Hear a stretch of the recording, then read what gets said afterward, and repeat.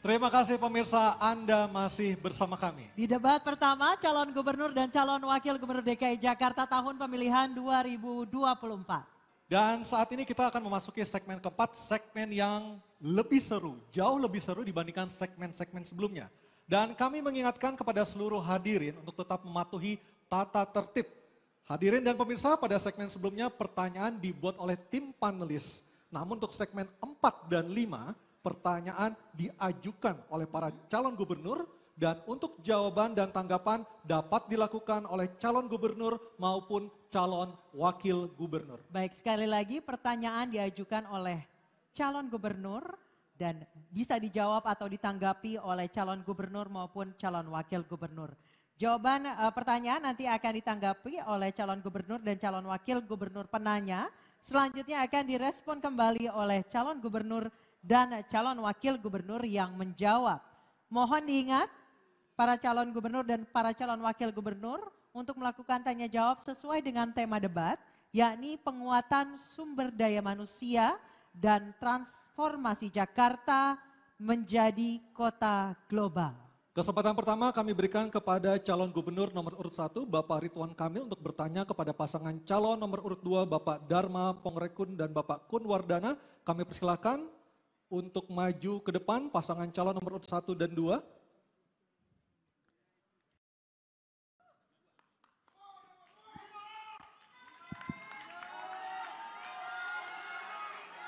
Calon gubernur nomor urut 1 bertanya ke pasangan calon nomor urut 2. Baik, waktunya untuk bertanya 1 menit, silakan Bapak. Ya Pak Darmakun, Pak Kun Wardana yang saya hormati, salah satu perlindungan terhadap SDM adalah tentu kesehatan. Kita pernah mengalami pandemi COVID yang sangat luar biasa. Saya andai waktu bisa diputar kembali kira-kira gitu ya. Kira-kira apa yang bisa kita lakukan untuk lebih baik dalam menyelesaikan yang namanya pandemi yang nauzubillah jangan sampai terulang lagi. Tapi andai kita waktu bisa berulang kembali seperti itu, kira-kira respon negara itu harus seperti apa dalam melindungi SDM? Karena banyak sekali korban dari yang namanya pandemi. Terima kasih, itu aja. Masih ada sisa waktu? Cukup. Cukup, baik. Dan kami persilakan kepada paslon nomor urut 2 untuk menjawab pertanyaan dari calon gubernur nomor urut 1. Kami persilakan, waktunya 2 menit. Persoalan pandemi adalah persoalan isu kesehatan. Kita harus belajar melihat bukan yang tertulis tetapi yang tersirat. Saya punya pengalaman selama ini baik pengalaman pendidikan, biasa melihat selalu waspada dan melihat yang tersirat. Jadi kita harus waspada dari setiap isu yang ada. Apakah itu memang genuine atau merupakan infiltrasi asing untuk mengambil kedaulatan bangsa lewat isu kesehatan. Dan juga mengancam keselamatan masyarakat. Saya paham betul tentang pandemi ini. Pandemi ini adalah agenda terselubung dari asing untuk mengambil alih kedaulatan negara. Sehingga terlihat sekali begitu rapuhnya bangsa ini sampai harus mengikuti istilahnya saja ikut. Kenapa bukan Taufik? Kenapa ngikutin COVID? Bahkan banyak dari antara kita yang tidak paham bahwa PCR yang dipakai selama ini boleh diuji, itu bukan untuk mengetes virus. Jadi itu hanya untuk mengecek asidosis. Dan kenapa harus dicolok-colok? Kenapa tidak ambil dari ludah? Kalau memang mau ngetes virus.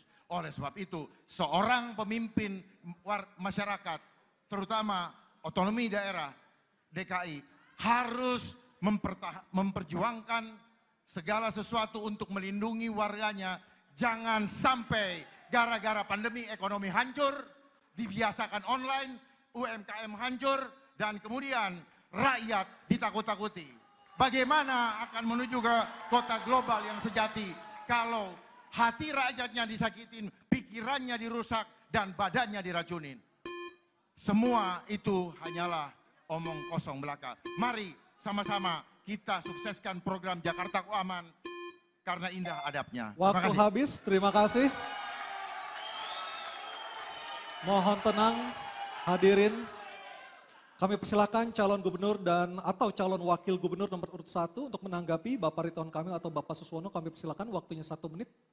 Ya, itulah pentingnya koordinasi antara pemerintah pusat dengan pemerintah provinsi atau kota kabupaten. Terjadi perbedaan pendapat itu biasa, ya. Kita perdebatkan di ruang-ruang yang sifatnya politik, ruang-ruang yang sifatnya bisa menginfokan bahwa ada perspektif lain mungkin dalam menyelesaikan sebuah permasalahan sekelas seepik yang namanya pandemi.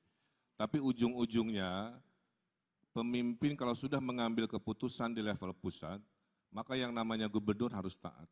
Maka yang namanya bupati wali kota harus taat karena dalam pengelolaan krisis memang harus satu komando. Terjadi perbedaan dalam prosesnya, tapi ketika sudah diputuskan oleh pemimpin level presiden, tentulah serempak di bawah harus mengamankan dan menjalankan dan menyelesaikan permasalahan secara kolaborasi. Terima kasih. Baik, terima kasih. Kami silakan pasangan calon nomor urut 2 untuk merespon tanggapan dari pasangan calon nomor urut 1. Waktu Anda 1 Mohon menit. Oke, tenang dulu. Waktu Anda 1 menit, silakan Baik. Bapak. Solus populi suprema lex esto. Keselamatan rakyat adalah hukum tertinggi. Kan begitu Ibu Zuro? Oleh sebab itu, jangan adigium itu digunakan dengan cara yang terbalik.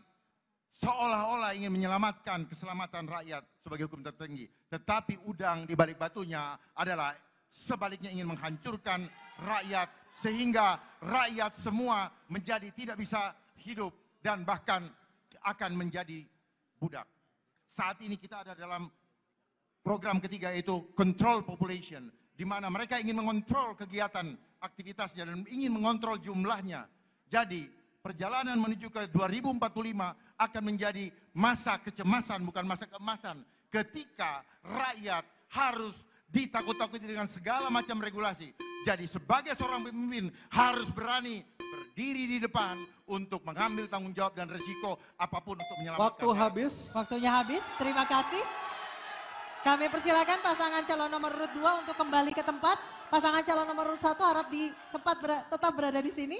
Bapak, silakan kembali ke tempat pasangan calon nomor urut 2. Baik, selanjutnya calon gubernur nomor urut 1 Bapak Ridwan Kamil akan berhadapan dengan pasangan calon nomor urut 3 Bapak Pramono Anung dan Bapak Rano Karno atau Sidul. Oke? Kami persilakan kepada Bapak Ridwan Kamil untuk berbicara waktu 1 menit. Untuk bertanya. Oh ya, sederhana aja. Kan Gen Z itu ada golongan yang belum dapat pekerjaan, ada juga yang sudah bekerja, saya dapat curhatan Mas Pram ya. Mereka di PHK, di hitungan bulan-bulan terakhir lah kira-kira begitu. Nah, untuk golongan Gen Z yang di PHK, yang sekarang lagi stres karena tiba-tiba lapangan pekerjaan berkurang, mereka kena PHK, bagaimana kira-kira gagasan kepada mereka golongan Gen Z yang kena PHK? Saya kira sesederhana itu aja. Terima kasih. Baik, Masih ada sisa waktu? Cukup? Cukup? Sudah cukup. Oke. Baik, kami persilakan pasangan calon nomor 3 Bapak Pramono Anung dan Bapak Rano Karno untuk menjawab 2 menit. Bapak silakan. Mohon maaf, 1 menit atau 2 menit? 2 menit. Kang Emil yang saya hormati, pertanyaannya sederhana tapi jawabnya juga sederhana. Yang pertama, bagaimana dengan Gen Z dulu? Saya punya pengalaman yang namanya Gen Z supaya dia tidak di PHK. Di tempat kami melakukan apa yang disebut dengan bisa bekerja dari manapun. Kementerian Sekretaris Kabinet telah menerapkan itu dan hasilnya produktivitasnya betul-betul tinggi dan sangat memuaskan. Sehingga dengan demikian kalau saya menjadi gubernur Jakarta maka program bekerja dari mana saja akan kami lakukan. Dan untuk itu 2 hari di kantor, 3 hari di rumah dan mereka bisa bekerja dengan baik. Bagaimana dengan Gen Z yang di PHK? Tentunya tanggung jawab pemerintah untuk yang pertama, kami membuka konseling 24 jam, mereka bisa curhat apapun, mereka bisa menyampaikan unek-uneknya. Yang tidak kalah pentingnya adalah apa yang menjadi tekanan ataupun pikiran para Gen Z ini ada tempat penyalurannya. Untuk itu konselingnya 24 jam, nggak perlu capek-capek naik apa saja, cukup ditelepon 24 jam untuk itu. Dan dalam jangka panjang, bagaimanapun Gen Z ini mempunyai potensi yang luar biasa, Gen Z maupun milenial. Bagi saya pribadi, ini potensi. Ekonomi kreatif harus ditimbulkan dan mereka mau bekerja berdasarkan itu. Karena para Gen Z ini, saya ini diajarin karena maju gubernur ini oleh anak-anak saya, oleh teman-temannya yang dulu tidak pernah terbayangkan. Termasuk persoalan ekonomi kreatif yang begitu saya diajak jalan-jalan ke Car Free Day, ada yang namanya tukang foto. Dan mereka ternyata besar sekali komunitasnya. Dan mereka mendapatkan penghasilan dari situ. Itulah yang harus dilakukan oleh para Gen Z dan saya akan mendukung untuk itu. Terima kasih. Terima kasih. Selanjutnya kami berikan kesempatan untuk pasangan calon nomor urut 1 Bapak Ridwan Kamil dan Bapak Suswono menanggapi jawaban dari pasangan calon nomor urut 3. Waktu 1 menit. Silakan Pak. Ya, jawabannya luar biasa. Kalau dari pasangan Ridho kami menambahi secara teknis, kalau mereka kena PHK, pasangan Ridho akan bikin program memberikan dana kekuatan sosial selama 3 bulan. Sebelum mereka bisa melamar kerja lagi. Nanti angkanya kita hitung sesuai kebutuhan APBD. Ya. Itulah negara hadir kepada adik-adik Gen Z di rumah jika Anda kena PHK. Kedua, setuju work from anywhere. Bedanya insya Allah pasangan Ridho akan memperbanyak coworking yang sewanya gratis buat Gen Z di Jakarta, termasuk minum kopinya, karena Gen Z ini konsumsi kopinya besar sekali dan mahal, nanti kita kasih gratis kopinya. Yang berikutnya adalah mari fokus ke kekuatan ekonomi baru, yaitu ekonomi digital, ekonomi kreatif yang akan berbeda dengan ekonomi orang tuanya yang sifatnya 9 to 5. Ya, bisa di mana saja, kapan saja. Itu dari pasangan Ridho. Waktunya sudah habis. Selanjutnya kami persilakan Bapak Pramono Anung dan Bapak Rano Karno atau Sidul menanggapi pernyataan Bapak Ridwan Kamil dan Bapak Suswono. Waktu Anda 1 menit. Secara prinsip bagi Gen Z, mereka harus dilatih untuk berkreasi. Maka kami lebih menawarkan cara-cara untuk mereka berkembang dengan apa yang dimiliki oleh mereka. Karena saya meyakini para Gen Z ini tidak perlu semata-mata diberi gratis kopi. Tetapi juga yang lebih penting adalah bagaimana talenta-talenta mereka disupport oleh negara. Dan negara hadir untuk itu. Saya tidak membayangkan dari hal-hal kecil, ekonomi kreatif di tingkat Gen Z ini luar biasa. Bahkan saya membayangkan kalau para Gen Z ini dilebatkan untuk panggung-panggung di Karang Taruna. Mereka jadi I.O. masing-masing di kelurahannya. Itu akan menjadi sesuatu income atau pendapatan baru bagi para Gen Z dimanapun para Gen Z itu berada. Terima kasih. Matur nuwun. Waktunya masih ada? Matur nuwun, matur nuwun. Oke, baik. Terima kasih. Kami persilakan pasangan calon nomor urut 3 untuk kembali ke tempat. Nomor urut 1 tetap di sini. Dan kali ini giliran pasangan calon nomor urut 2 dan 1 saling bertanya dan menanggapi kepada pasangan calon nomor urut 2. Oke, sudah di depan. Dan kami persilakan kepada Bapak Dharma Pongrekun bertanya kepada pasangan calon nomor urut 1, Bapak Ridwan Kamil dan Bapak Suswono. Waktu Bapak 1 menit dimulai saat Anda berbicara. Terima kasih. Kang Emil, izin bertanya bagaimana program penyerahan uang untuk RW, boleh dijelaskan bagaimana eksekusinya Pak? Agar supaya jangan sampai program yang instan ini justru habisnya di depan dan tidak berbuah atau tidak beranak justru untuk membuat masyarakat lebih sejahtera khususnya dalam bidang ekonomi mereka. Jadi maksud kami adalah apakah tidak lebih baik digunakan untuk membiayai suatu tim yang membina adab mereka sehingga masyarakat di kelurahan, di RT maupun RW bisa mempunyai industri di rumah masing-masing dan akhirnya RT dan RW bisa mendapatkan jauh lebih besar dan bermanfaat. Terima kasih. Baik. Silakan pasangan calon nomor urut 1 untuk menjawab, waktunya 2 menit. Tadi sudah saya sampaikan, tidak mungkin seluruh penjuru Jakarta bisa diselesaikan dari balai kota. Itulah kenapa kami percaya teori desentralisasi. Ujung dari ASN, Pak Dharma, adalah kelurahan. Jadi dana RW itu tidak dipegang cash-nya oleh Pak RW, dipegangnya oleh kelurahan. Mereka mengakses dengan proposal. Bayangkan Pak Darmakun, ada 2.700 rapat RW. Ada perdebatan dikali 2.700. Ini duit buat apa? Oh ini masih kumuh, silahkan bereskan kekumuhan. Oh ini untuk kebersihan karena masih kotor, silahkan untuk urusan kebersihan. Oh kurang modal si ibu tetangga, silahkan pakai. Oh karang tarunanya banyak main di aspal, tidak banyak aktivitas. Gunakan dana RW ini untuk kegiatan karang tarunanya. Gen-Z-nya tadi seperti Mas Pram sampaikan untuk IO, silahkan pakai. Karena kita ada program juga namanya Car Free Night, sebulan sekali di kecamatan. Beda dengan Car Free Day, itu siang hari, kalau Car Free Night itu malam Senin. Ibu-ibu pameran UMKM, di tengahnya ada panggung, di situ para anak-anak muda rapat menjadi panitia. Apa yang terjadi? Kebudayaan Betawi dilestarikan di panggung itu, anak-anak rajin rapat daripada rajin tawuran. Betul? Nah. Oleh karena itu dana ini nanti diatur oleh Juklak, oleh gubernur. Mana yang boleh, mana yang tidak boleh. Tidak boleh dananya dipakai ke puncak untuk rapat RW-RW misalkan. Nanti diatur. Karena ini uang rakyat, harus maslahat, harus efisien, maka ini yang disebut dengan demokrasi terpimpin. Diberikan demokratisasinya, tapi dipimpin, dipandu oleh gubernurnya di ujung ASN yang namanya kelurahan. Insya Allah dalam 5 tahun Jakarta berubah total karena rakyat dipercaya, karena rakyat Jakarta adalah orang yang pintar-pintar. Makasih. Baik, terima kasih. Kami persilakan Bapak Dharma Pongrekun dan Bapak Kunwardana menanggapi jawaban pasangan calon nomor 1, waktunya 1 menit.